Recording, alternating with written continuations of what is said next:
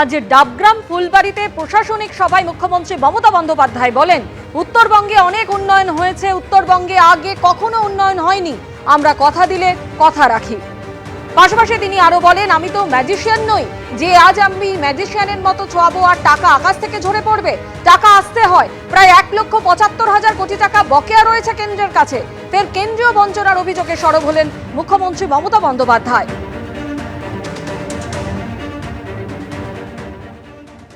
আমরা আস্তে আস্তে সব সময় মতো করে দেব। কেউ যদি ভাবেন যে আমি তো আর ম্যাজিশিয়ান নই রে ভাই, যে আজকে ম্যাজিশিয়ানের মতো ছোঁয়াবো আর আকাশ থেকে গুপি বাইনের মতো, বাঘা বাইন সিনেমার মতো টাকাগুলো ঝরে ঝরে পড়বে, না তা নয়। টাকাটা আসতে হয়। আমরা প্রায় 1,75,000 কোটি টাকা কেন্দ্রীয় সরকারের কাছে পাই।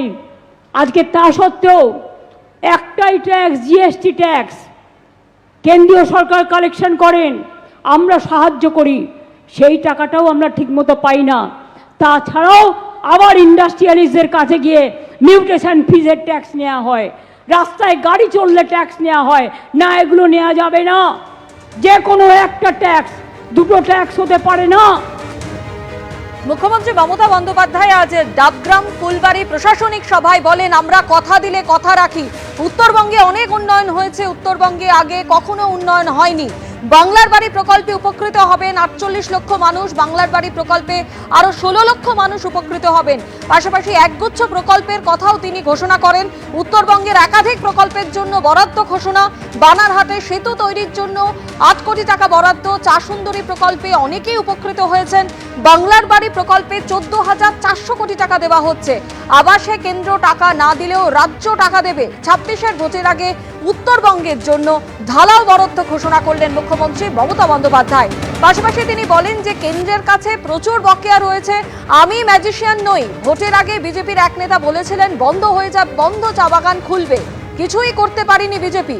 আমরা কিন্তু বন্ধ চা বাগান খুলেছি, আমরা চা শ্রমিকদের মজুরি বাড়িয়েছি। কেউ কেউ বলছে এত দেবে। ভোটের আগে একরকম বলে, আমরা বলেছিলাম খাদ্যসাথী করব, করে দিয়েছি। আমরা যা বলেছি, অর্থাৎ কথা দিয়ে কথা রেখেছি। মুখ্যমন্ত্রী মমতা বন্দ্যোপাধ্যায় কিন্তু এমন কথাই বলেছেন। পাশাপাশি তিনি আরো বলেছেন, কেন্দ্রীয় বঞ্চনার অভিযোগ করেছেন। কেন্দ্রের কাছে যে টাকা বরাদ্দ রয়েছে সেই টাকা কেন্দ্র কিন্তু এখনো রাজ্যকে দেয়নি। কেন্দ্রের কাছে প্রচুর বকেয়া রয়েছে, সে কারণে কিন্তু অনেক প্রকল্প, কেন্দ্রীয় প্রকল্প যেমন আটকে রয়েছে। এবং পাশাপাশি তিনি বলেন যে তিনি তো ম্যাজিশিয়ান নন যে আজ তিনি ম্যাজিশিয়ানের মতো ছোঁয়াবেন আর টাকা আকাশ থেকে ঝরে পড়বে।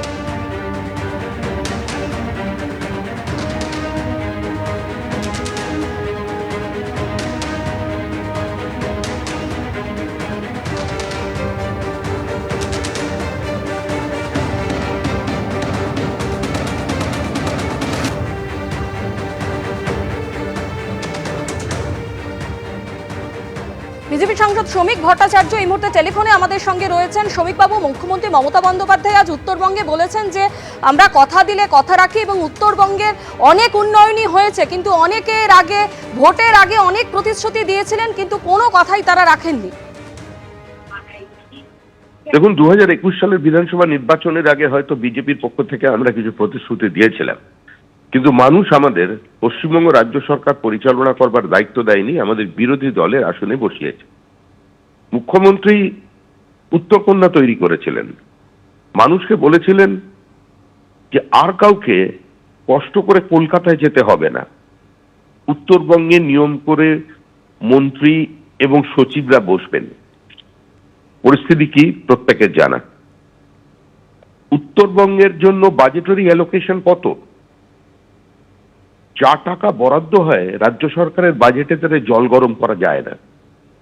সর্বাধিক বরাদ্দ টাকা একবার খরচা হয়েছিল 41%, বাদ বাকি প্রতি বছরে খরচা হয় বরাদ্দ টাকার 21 থেকে 24%। বাদ বাকি টাকাটা ওখান থেকে অন্য জায়গায় সাইফন অফ করে নিয়ে যাওয়া হয়। এটা হচ্ছে উত্তরবঙ্গের বর্তমান পরিস্থিতি। উত্তরবঙ্গে তৃণমূল প্রকৃতির বিরুদ্ধে যুদ্ধ ঘোষণা করেছে, নদী থেকে বোল্ডার তুলছে, জঙ্গলের কাঠ কাটছে, বিভিন্ন বিলুপ্তপ্রায় প্রজাতির যে উদ্ভিদ আছে সেগুলোকে সেখান থেকে লোপাট করছে। এবং সামগ্রিকভাবে উত্তরবঙ্গে বিভাজনের রাজনীতি, সংঘর্ষের রাজনীতি, দখলদারির রাজনীতিকে প্রতিষ্ঠিত করেছে। মানুষের দৃশ্যমানতায় সবকিছু আছে, আর তৃণমূলের বিদায় আসন্ন। এ ধরনের বিবৃতি, এ ধরনের বক্তৃতার আর কোনো গ্রহণযোগ্যতা, কোনো প্রতিষ্ঠা উত্তরবঙ্গের মানুষের মনে নেই।